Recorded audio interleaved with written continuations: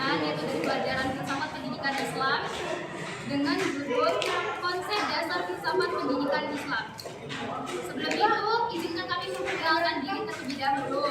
Saya Dini Fadliah Naibolu dan di sebelah saya Anissa Salsabila dan sebelah saya Oke, baik, kita sekarang akan mulai mendiskusikan beberapa pertanyaan yang telah kami buat.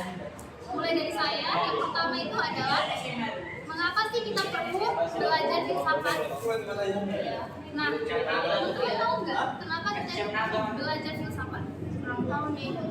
Nah, jadi sebenarnya waktu kecil sih kita udah sering nanya nih, kenapa sih kita diciptakan gitu? Terus tujuan kita hidup itu apa? Pasti udah ada tuh pertanyaan. Cuman memang sih sebenarnya agama itu udah menjelaskan tujuan hidup kita itu apa. Tapi kan sebenarnya itu kita belum puas. Makanya dibutuhkan sih pemikiran filsafat. Nah, pemikiran filsafat itu apa? Tujuannya apa gitu? Metodenya itu untuk menemukan atau menjawab pertanyaan-pertanyaan itu. Nah, jadi kita itu memikirkan suatu masalah itu secara mendalam dan kritis. Terus kita itu membentuk sebuah argumen dan mengomunikasikan ide, mampu berpikir secara logis. Nah, di situ nanti kita akan dilatih menjadi manusia yang utuh, pikir mendalam, rasional dan komunikatif. Tujuannya apa? Supaya kita nanti bisa menjadi seorang pemikir. Karena manusia itu pada hakikatnya diciptakan sebagai khalifah di bumi, yaitu pemimpin.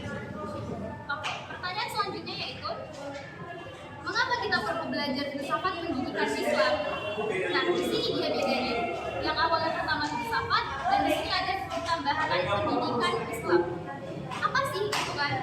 Nah, di sini kembali lagi kepada hakikatnya manusia, yaitu supaya kita sebagai seorang hamba itu mendekatkan kepada sang penciptanya, yaitu Allah Subhanahu wa Ta'ala. Supaya kita tuh biar bisa lebih bertanggung jawab terhadap kewajiban kita. Dengan cara apa?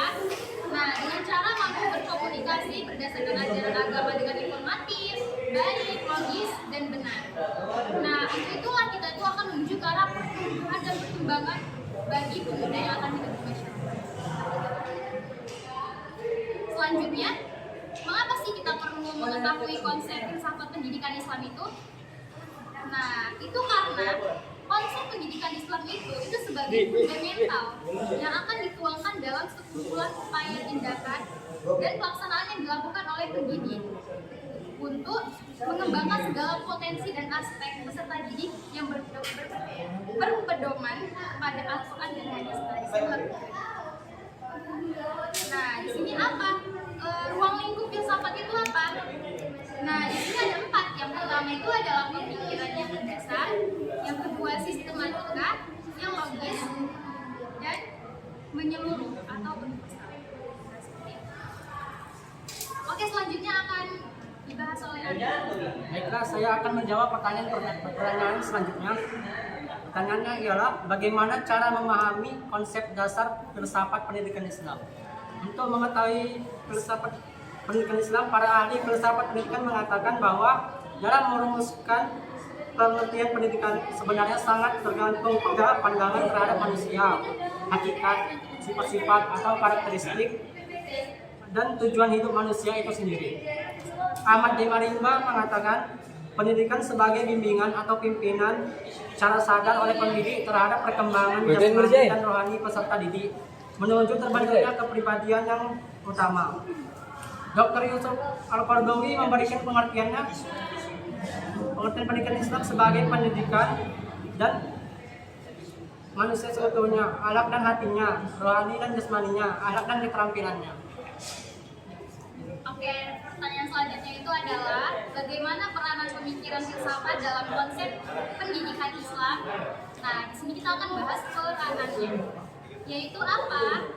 Karena filsafat pendidikan Islam ini mempunyai peranan yang amat penting ya dalam sistem pendidikan. Kenapa?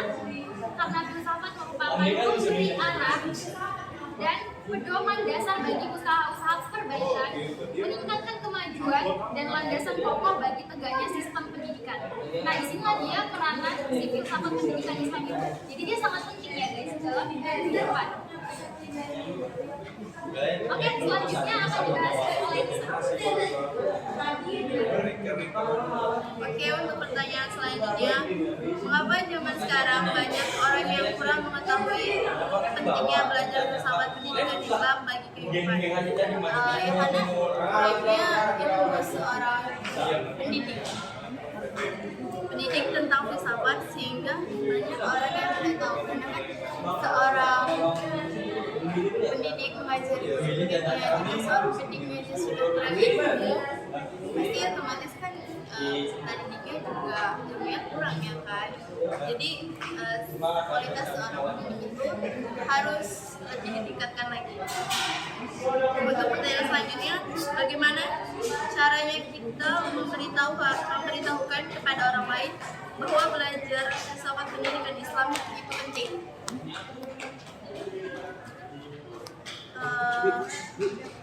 Untuk mengetahuinya itu kayak sering ikut forum yang berhubungan dengan tentang filsafat, atau kayak ikut webinar yang membahas tentang filsafat. Terus sering bertanya kepada teman-teman kita yang mengetahui tentang filsafat itu apa sih? Filsafat itu banyak bagiannya apa-apa aja. Terus belajar dengan secara kronologis atau historis, atau belajar dari cerita ke cerita. Oke, pertanyaan selanjutnya, bagaimana cara menerapkan filsafat pendidikan dalam kehidupan sehari-hari?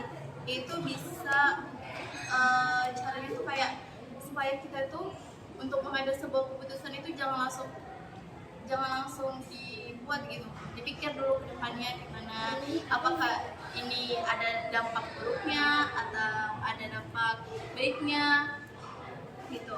Oke, selanjutnya akan dibahas oleh Arif lagi. Baiklah, pertanyaan selanjutnya, bagaimana cara menerapkan filsafat pendidikan Islam dalam kehidupan di masyarakat? Indonesia adalah negara dengan penganut agama Islam terbesar di dunia. Penerapan filsafat Islam di Indonesia adalah hal yang sangat mungkin dilakukan. Penerapan filsafat Islam dapat diterapkan di berbagai bidang kehidupan, seperti bidang kepercayaan pada tradisi di Indonesia, bidang ekonomi, bidang hukum, dan lain-lain. Contohnya di bidang pendidikan, ia akan membina akal dan hatinya, rohani dan jasmaninya, akhlak dan keterampilannya untuk menjadi kepribadian yang lebih baik.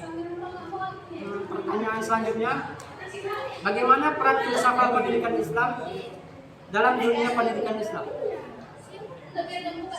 Dalam perspektif pendidikan Islam, seorang guru biasa disebut sebagai ustadz, muallim, murabbi, mursyid, mudarris, dan muasyid. Sebagai seorang ustadz, ia dituntut untuk komitmen terhadap profesionalisme dan menyiapkan tugasnya, yaitu menyiapkan generasi penerus yang akan hidup pada zaman di masa depan. Sebagai seorang muallim, ia dituntut mampu mengajarkan kandungan ilmu pengetahuan dan hikmah atau kebijakan dan kemahiran melaksanakan ilmu pengetahuan itu dalam kehidupan yang mendatang dan semaksimal mungkin untuk menjauhi mudarat.